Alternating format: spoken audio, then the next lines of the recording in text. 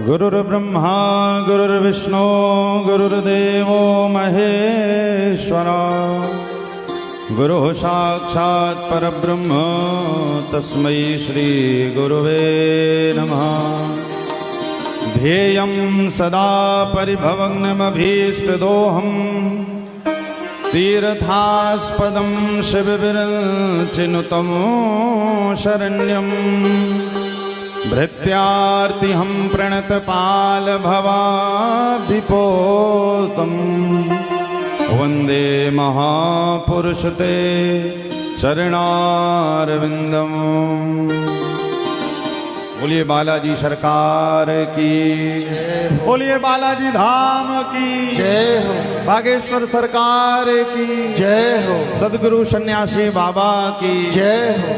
तो आइए मंच पर उपस्थित पूज्य महाराज श्री और विद्युत वरेण्य सबके चरणों में साष्टांग दंडवत निवेदित करते हुए मैं अपने विषय पर आऊंगा। और चूंकि आज हम सब यहाँ पर एकत्रित हुए हनुमान जन्मोत्सव पर, यानी यूं कहें कि आज हनुमान जी का हैप्पी बर्थडे है।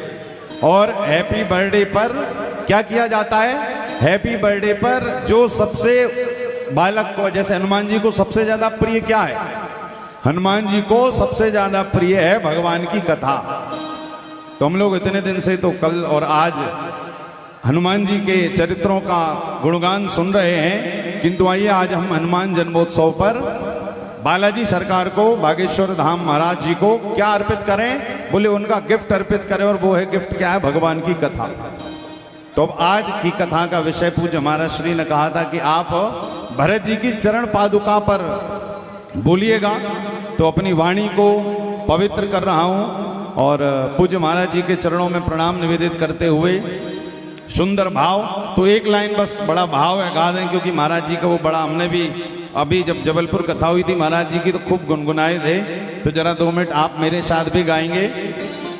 हो सीता राम हनुमान सीता राम हनुमान सीता राम हनुमान सीता राम हनुमान सीता राम हनुमान सीता राम हनुमान सीता राम हनुमान सीता राम हनुमान सीता राम हनुमान सीता राम हनुमान सीता राम हनुमान सीता राम हनुमान सीता राम हनुमान सीता राम हनुमान सीता राम हनुमान सीता राम हनुमान। बोलिए बागेश्वर सरकार की। तो आइए हम सभी लोग चलते हैं चित्रकूट, जहां पर भरतलाल जी का आगमन हुआ और राघव जी से कह रहे हैं, हे प्रभु मैं आपके चरणों का दास हूं और बगैर आपके प्रभु अयोध्या अनाथ है। तो भरतलाल जी ने प्रभु से प्रार्थना की कि प्रभु आप ही हमारे संग चलिए अयोध्या। तो राम जी ने कहा, भैया भरत मैं तो 14 वर्षों के वनवास में हूं, आप एक काम करिए, मुझे मत ले जाइए, मेरी चरण पादुकाएं ले जाइए। तो भरतलाल जी ने कहा, प्रभु चरणों की बात और है, चरण पादुका यदि ले जाऊंगा तो वो आनंद नहीं है जो आनंद चरणों में। तो राम जी ने कहा, भैया भरत देखो, चरण पादुकाएं यदि तुम ले गए अयोध्या तो एक ना एक दिन ये चरण भी चलकर अयोध्या आएंगे, और जब चरण चलकर अयोध्या आएंगे तो तुम्हें चरण पादुका और चरण दोनों का दर्शन हो जाएगा। अयोध्या में चरण पादुका और चरण दोनों मिल जाएंगे। भाई जैसे यहाँ पर सब लोग बैठे, हम लोग बैठे हैं, तो सब अपनी अपनी चरण पादुकाएं मंच से नीचे उतार कर आए। तो चरण पादुका हमारे पास नहीं आएगी, अपितु हम लोगों को चरण पादुका के पास जाना पड़ेगा। तो बताइए बड़ी चरण हुए कि चरण पादुकाएं? बोले ठाकुर जी की चरण पादुकाएं ज्यादा बड़ी हुई। और जब चरण पादुकाएं इतनी बड़ी हुई कि भरत जी जब ले गए अयोध्या पर और राज सिंहासन पर उस चरण पादुका को पधराया, नंदीग्राम में स्वयं निवास बनाया, और उत्तराधिकारी के रूप में कब तक? बोले जब तक राघव जी नहीं आ जाएंगे तब तक ये चरण पादुकाओं से आदेश प्राप्त कर करके मैं राज्य करूंगा। तो उस चरण पादुका की इतनी महिमा कि जब राघव जी 14 वर्षों के बाद वापस आए तो राजा ने पूछा, भैया हमारा राज्य कैसा चल रहा? राघव जी ने तो भरतलाल जी ने कहा प्रभु आपके चरण पादुकाओं की कृपा, आपकी कृपा से नहीं, आपकी चरण पादुकाओं की कृपा से 14 वर्षों में इतनी कृपा हुई आपकी चरण पादुकाओं की कि 2 विशेषताएं रही। पहली क्या? बोले पहली ये कि आपके जाने के बाद अवध में कभी काल नहीं आया। क्यों? बोले जिस दिन से आप गए हैं प्रभु अयोध्या में कोई मरा नहीं।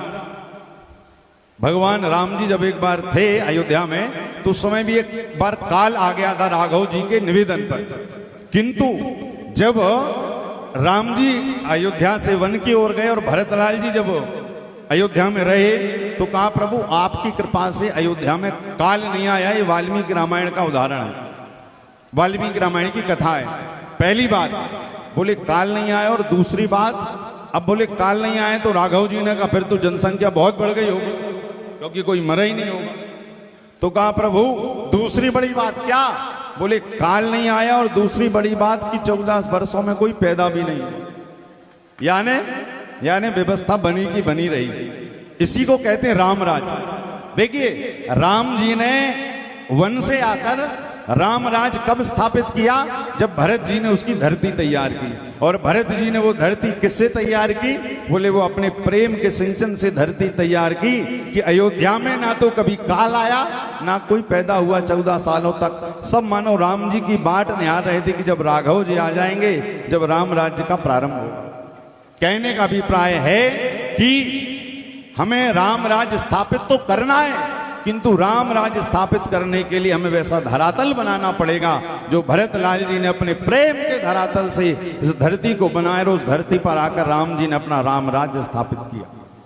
तो उस धरातल को बनाने का काम हमारे पूज्य। अच्छा देखिए राम राज्य की सबसे बड़ी पहचान क्या है?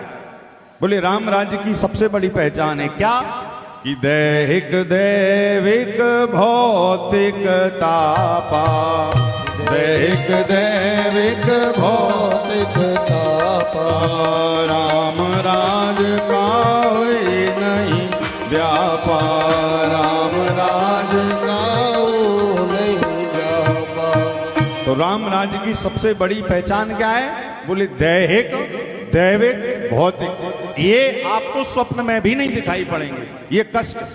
तो देखिए जो बागेश्वर धाम आ जाता है या बागेश्वर सरकार जिस शहर में चले जाते हैं वहां पर देह का कष्ट मिट रहा है कि नहीं मिट रहा? आप सब आ रहे हैं, सबका ही मिट रहा है।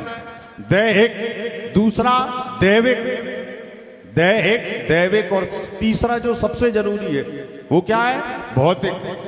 तो भैया बागेश्वर धाम सरकार के चरणों में आने के बाद में आपको दैहिक दैविक भौतिक तीनों चीजें मिल रही हैं। व्यक्ति प्रेम से भर गया है और प्रेम का धरातल हम सबका हृदय बन गया है। तो इस प्रेम के धरातल पर राम राज्य एक ना एक दिन स्थापित होकर ही रहेगा। तो इसी वाणी के साथ में मैं अपनी वाणी को पूज्य महाराज श्री के चरणों में समर्पित करता हूं और एक बार हम सब जयकारा लगाएंगे। बोले बागेश्वर धाम की जय हो, सदगुरु सन्यासी बाबा की जय हो, पूज्य महाराज श्री की जय हो।